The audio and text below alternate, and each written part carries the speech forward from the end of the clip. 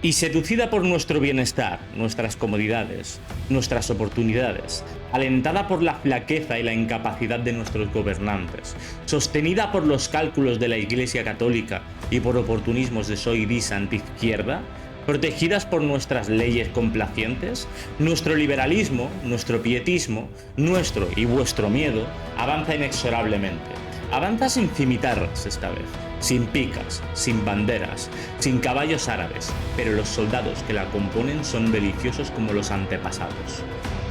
Los 15 millones de musulmanes que hoy viven en Europa, 15, son solamente los pioneros de futuras oleadas. Y créeme, vendrán cada vez más, exigirán cada vez más, pues negociar con ellos es imposible. Razonar con ellos, impensable. Tratarlos con indulgencia o tolerancia o esperanza, un suicidio. Y cualquiera que piense lo contrario es un pobre tonto. Oriana Fallaci, 2001.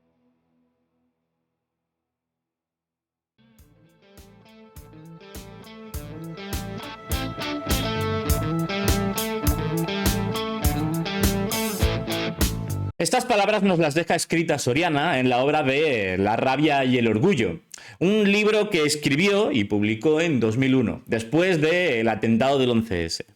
Después de todo lo sucedido al respecto de Osama Bin Laden y todas las obras realizadas por estas bandas organizadas, estas bandas terroristas que actuaban en aquel entonces, provenientes del mundo islámico.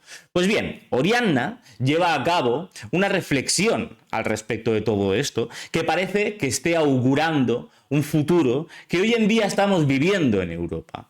En aquel entonces, en 2001, Oriana dice que había 15 millones de musulmanes en Europa y hoy en día ya rondan los 45, 46 millones. Y estos millones de musulmanes no necesariamente vienen a nuestros países, o por lo menos no en su gran mayoría están creando el conflicto en nuestros países. Muchos de ellos vienen aquí a convivir con nosotros, muchos de ellos vienen aquí a empaparse de nuestra cultura y a convivir con nosotros de la forma que nosotros lo hacemos, con las reglas que nosotros tenemos en nuestros países. Muchos de ellos vienen con esta buena voluntad. Pero hay otros que es un grueso mayor que en otras culturas, mucho mayor que en otras culturas, que no se adapta. Muchos de ellos buscan imponerse, imponer su cultura a la nuestra. Muchos de ellos vienen con ideas de conquista. Y este es el problema real. Este es el problema que no veo en otras culturas. Por ejemplo, los chinos no han protagonizado escándalos como el que hemos visto en Reino Unido, donde 1.400 niños y niñas fueron abusados, explotados sexualmente por bandas pakistaníes. O tampoco los sudamericanos han estado protagonizando la criminalidad en las calles de Francia, donde al final han tenido que poner un toque de queda. No han sido ni los estadounidenses, ni los italianos, ni los noruegos, ni los húngaros los que, por ejemplo, han protagonizado los atentados en los eventos navideños en Alemania. Y parece ser que si hablamos de esto, que si señalamos a este problema, somos unos racistas. Y estamos esparciendo nuestro odio hacia estas culturas islámicas, que son inocentes de aquello por lo que les acusamos, que ellos no son los responsables de cometer crímenes en nuestras calles, ni mucho menos lo harían por cuestiones culturales, por cuestiones religiosas provenientes de su país. Y todo lo que estamos diciendo es esparcir odio, todo lo que estamos diciendo es mentira, pero lo decimos porque odiamos a sus razas, odiamos su cultura, tenemos un odio que ha venido heredado de generación en generación por parte de algo que es el fascismo. ¿Ok? A lo mejor todo esto es cierto, a lo mejor yo estoy equivocado, a lo mejor toda esta información que os estoy dando está sesgada, pero ¿qué os parece si la miramos todos juntos? Si nos sentamos y la miramos detenidamente. Estas son noticias que están saliendo en nuestro país hoy en día. La Fiscalía reconoce que el 64% de detenidos por delitos sexuales en Vizcaya son inmigrantes. El 64%. Las agresiones sexuales disparan la criminalidad en Canarias en plena avalancha migratoria. Crecen un 24,5%. El 50% de los presos en Cataluña son extranjeros. El 91% de los hurtos y el 83,5% de los robos con violencia, es decir, prácticamente todos, en Barcelona los cometen los extranjeros. Es decir, el 14% de la población de España son inmigrantes, ¿vale? Provenientes de China, de Rusia, de África, de de Estados Unidos, de donde sea, ¿vale? Este 14% son los responsables del 64% de agresiones sexuales en Vizcaya. Son los responsables del 80% o el 90% de robos y robos con violencia en Barcelona. Son los que están copando el 50%, la mitad, de las cárceles catalanas. Es decir, existe un problema al respecto de los inmigrantes, porque son proporciones muy grandes. Personas que están viniendo desde fuera de nuestro país son los que están copando gran parte de los crímenes en nuestro país. Por lo tanto, tenemos que entender mejor el problema. Por lo tanto, tenemos que adentrarnos un poquito más y entender qué es lo que está pasando aquí con un poquito más de detalle. Y para ello podemos ir, por ejemplo, a los datos del INE. Y si me permitís, antes de pasar a leer los datos del INE, del Instituto Nacional de Estadística, me gustaría dejar clara una cosa. Somos 49,15 millones de ciudadanos en España, de los cuales 2,4% son inmigrantes provenientes de África. Son africanos. Pero esto no es del todo cierto. Hay africanos dentro de la población que se está contabilizando como española. Porque un africano que haya finalizado el proceso de regularización en nuestro país pasa a ser contabilizado como español. Es decir, un africano que después de haber finalizado el proceso de regularización que haya cometido un delito, pasará a ser contabilizado como un delito que ha cometido un español. Por lo tanto, esto es a tener en cuenta en los datos que vamos a leer a continuación. Os los pongo en pantalla. Son los últimos publicados, los de 2023. Y he recogido los 3 tipos de delitos que por lo menos a mí me preocupan más, los que me parecen más graves. Los que vienen siendo los homicidios, delitos contra la libertad sexual y robos con violencia. Si leemos estos datos y no tenemos en cuenta qué porción suponen cada uno de los grupos analizados en estos datos, pues nos parecerían normales. Pero es que el tema es que los africanos suponen un 2,4% de la población. Por lo tanto, habría que mirar los datos de otra forma, de esta forma. Aquí vemos los datos tratados de una forma más estadísticamente correcta.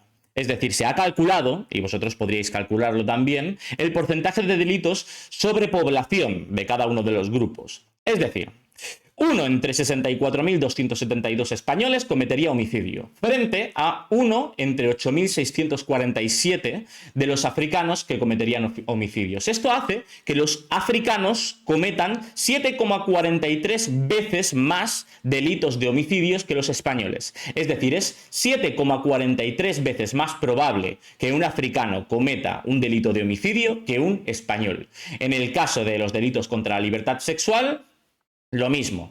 1 entre 20.045 españoles lo cometería frente a los africanos, que sería 1 entre 3.239, lo cual hace que los africanos sean 6,19 veces más propensos que los españoles a cometer este tipo de delito. En el caso de los robos con violencia, tenemos que los españoles cometemos 1 entre 10.988. Un español entre 10.988 roba, ¿vale? Pero en el caso de los africanos es un africano entre 487. Es decir, los africanos son 22 veces, 59 más propensos a cometer robos con violencia que los españoles. O sea, sé que con unos datos que ya son más benevolentes con los africanos, con unos datos que, como ya hemos visto, contabiliza a gran parte de los africanos que ya han pasado el proceso de regularización como españoles, incluso con unos datos que son más favorables para los africanos, concluimos matemáticamente que son 17 veces, casi 17 veces, más propensos que los españoles a cometer crímenes. Esto de lo que estoy hablando es una realidad que tiene una muy fácil solución.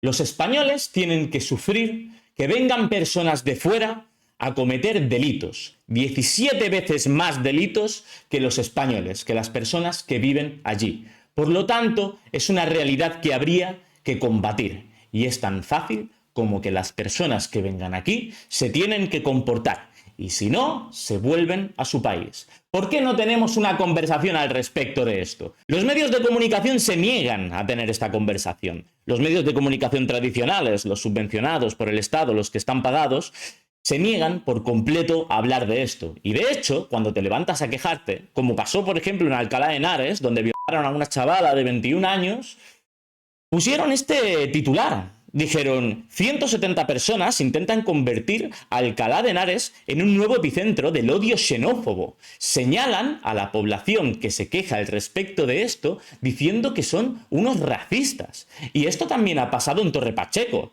Mirad, escuchad las palabras de este chaval. Ayer, por ejemplo, que no había nada en el pueblo, son los propios medios los que se están peleando entre ellos, los de la Sexta con los de la Cuatro. Qué locura, porque se meten dentro de la manifestación y dicen cosas simplemente para liarla. Claro, van a hacer preguntas para sacar titulares. Para sacar titulares. De hecho, lo que alega la gente del pueblo es que ha hablado con prensa, ha dicho algo y han puesto comentarios de ultraderechista y esa persona ha dicho como que ultraderechista. Ya. Entonces entiendo. ya la gente tiene miedo a hablar también por represalia. Tiene miedo a hablar, tiene miedo a decir sus nombres, tiene miedo a lo que puede pasarle. Los medios de comunicación son cómplices de todo esto. Son una pieza fundamental, pero hay que dejar claro que son únicamente mercenarios. No son los máximos responsables de lo que nos está sucediendo. No son los responsables directos de ello. Es el gobierno el que es al final responsable de todo lo que está sucediendo. Es el que tiene las capacidades para poder cambiar las cosas. Pero la clase política tiene otro discurso. En Torre Pacheco no hay un problema de convivencia entre vecinos y vecinas. Hay terrorismo racista de extrema derecha organizado por nazis violentos que vienen de fuera a meter miedo y a romper la convivencia con odio, racismo y violencia extrema. Y a estos escuadristas no les preocupan ni los derechos ni la seguridad de nadie, solo extender el odio. Sí, ya lo sé. He puesto a Irene Montero y era ir a tiro fijo, ¿vale? Pero bueno, si Irene Montero no os vale, ¿qué os parece este? Alentar la xenofobia y el racismo es sacar lo peor de la condición humana. Lo peor.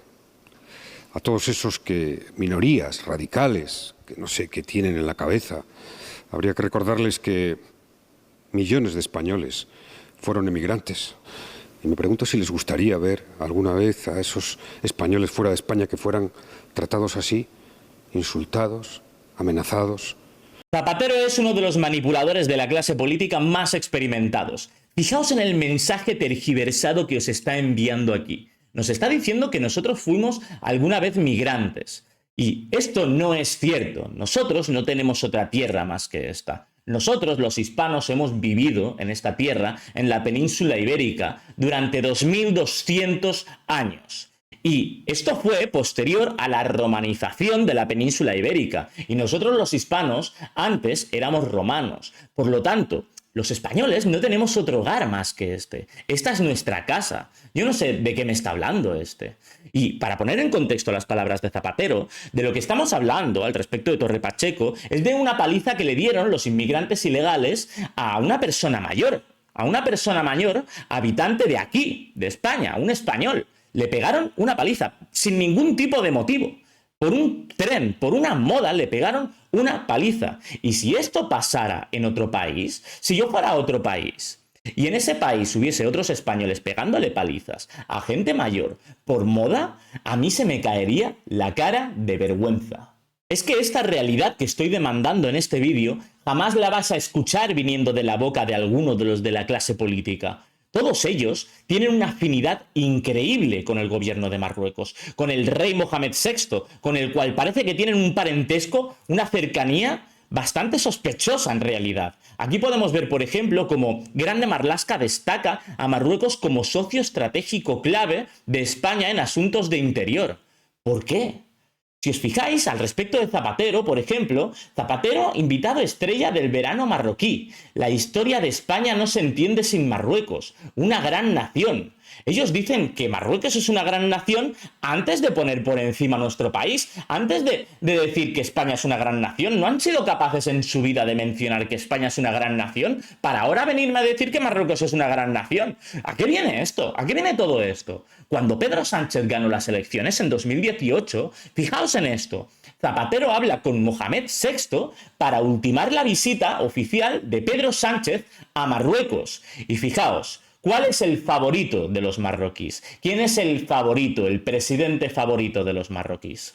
Yo voto a Pedro Sánchez. ¡Viva Pedro Sánchez! ¡Viva Pedro Sánchez! Pedro Sánchez os da beneficios. Sí, me está ayudando de momento, escucha palabras buenas. Está dando mucha ¿sabes lo que pasa? Está dando mucha ayuda. Que siga así, que siga así, hombre. ¿Sabéis que Marruecos ha indultado a 37.000 delincuentes? Han cogido a 37.000 personas y las han sacado de las cárceles, les han perdonado. ¿Por qué? Entre ellos a 66 terroristas. Muchos sospechan que estos acabaron en España. Y la extraña y artificial relación que tiene nuestra clase política con el gobierno de Marruecos es solo la punta del iceberg. Mirad estos proyectos. Ciudadanía española en el exterior, inmigración y movilidad internacional. Proyecto Wafira, una fórmula ganadora gracias a las mujeres temporeras marroquíes. Zanca, proyecto para el impulso de la convivencia y de la participación de todos los agentes. Stop Rumores, Merging y otros muchos otros proyectos. Son proyectos que se están financiando con fondos europeos. Y de aquí es desde donde yo entiendo de dónde viene este interés tan frenético por parte de la clase política europea a mantener este modelo migratorio autodestructivo. De aquí es de donde creo que viene el negocio, la parte más visible para nosotros del dinero que se están llevando a costa del tráfico de personas de países africanos a Europa, a costa de nuestro bienestar y nuestra seguridad, creo que viene de estos fondos europeos. La información al completo la encontraréis en la descripción. Yo no me quiero tirar con esto todo el vídeo, así que os voy a leer únicamente el nombre del fondo y la cantidad que se asignó a España. La cantidad que se asignó a España o la cantidad que se estima que se asignó a España, ¿vale? Tenemos el FER, del cual 500 millones de euros fueron asignados a España. Tenemos el FSE, 19.700 millones de euros. FAMI, AMIF, 482 millones de euros. El FSE Plus, 11.300 millones de euros. El Next Generation, que muchos ya lo conoceréis, 140.000 millones de euros. DG ECO, 1.276 millones de euros. El CERF, 140 millones de euros. El Erasmus Plus, 3.080 millones de euros. El Frontex, apoyo a gestión de fronteras, tú me dirás, 1.035 millones de euros. El FEDER, 23.540 millones de euros. El Fondo Fiduciario Emergencia para África, 172 millones de euros. El Fondo de Seguridad Interior, el FSI, 195 millones de euros. Y todos ellos suman, estad atentos, 201.520 millones de euros. Todos estos fondos son para financiar de forma directa o indirecta el negocio de la inmigración. Y ¿sabéis cuánto ha gastado el Ministerio de Inmigración? ¿Sabéis cuánto ha gastado la Secretaría de Estado de Migraciones? Ha gastado 814 millones de euros en el año 2023. ¿Vale que este presupuesto se lleva recogiendo, todo este dinero que ha recibido España se lleva recogiendo desde 2008? ¿Vale? Pero es que nos sobran 200.000 millones de euros. 200.000 millones de euros es mucho, mucho dinero. Aquí es donde puede estar la punta del iceberg. La punta del iceberg que demuestra el interés que tiene la clase política en defender el negocio de la migración, en defender el negocio del tráfico de personas. ¿Y qué pasará al final? ¿Qué pasará al final si resulta que todo esto era algo más que sospechas cantadas a gritos? ¿Qué pasará al final si se demuestra, se desmantela que efectivamente hubo una clase política lucrándose con el tráfico de personas en nuestros países? ¿Qué pasará al final con el problema? Con todos aquellos que han estado delinquiendo en nuestras calles y que continúan delinquiendo y cada vez son más. ¿Qué pasará con los medios de comunicación que han estado acallando este problema? Con los políticos, con toda la clase política que ha estado señalando con el dedo y llamando racista a todo aquel que estaba proponiendo que a todos los inmigrantes que cometieran delitos se les expulsara del país, que es una medida completamente racional y pacífica. ¿Qué pasará luego con el problema? Cuando después este problema escale a un conflicto mayor. Espero que ese día todas aquellas personas que han estado señalando con el dedo y llenándose la boca repartiendo carnets de nazis por ahí, se les caiga la cara de vergüenza y que entonces hayan aprendido la lección, que cuando todo sea irreversible, al final ya sepan a quién señalar con el dedo, a quién apuntar con su odio. Y hasta aquí el vídeo de hoy. Quiero recordaros que todo aquel que se suscriba a este canal también se está comprometiendo a cumplir el contrato de esta comunidad. Dicho contrato lo podréis encontrar en la descripción de mi canal. Habrá un enlace el cual si pincháis os llevará al contrato de la comunidad Pizarro. Allí está bien explicado, pero es un contrato que solo tiene una cláusula: no votar al PP y al PSOE. Eso es lo que os pide este contrato. Es muy claro y es muy simple, y es lo que pretendo: crear una comunidad con un objetivo claro y simple. Un objetivo en común que nos lleve cada día más cerca al final de un sistema bipartidista corrupto que tenemos enquistado en las instituciones públicas de España. El PP y el PSOE llevan turnándose el poder desde la transición, únicamente para satisfacer sus objetivos personales. Y a ti cada vez te están privando más de tus libertades, con cada vez más leyes, y cada vez te sangran más los bolsillos, y tu capital es menos. Y están pagando los medios de comunicación para confundirte y ocultarnos la verdad. Y nuestras vidas cada vez cuestan más, y cada vez nos encontramos más problemas, y cada vez los problemas llegan a más gente, hasta que al final los problemas lleguen a ti. Si quieres acabar con todo esto y de verdad quieres un cambio para nuestro país y nuestra gente, únete a esta comunidad, suscríbete a este canal, forma parte de este compromiso. Y si ya eres parte de esta comunidad, vamos a acabar, vamos a expulsar a esta escoria de nuestro gobierno. Por una España libre.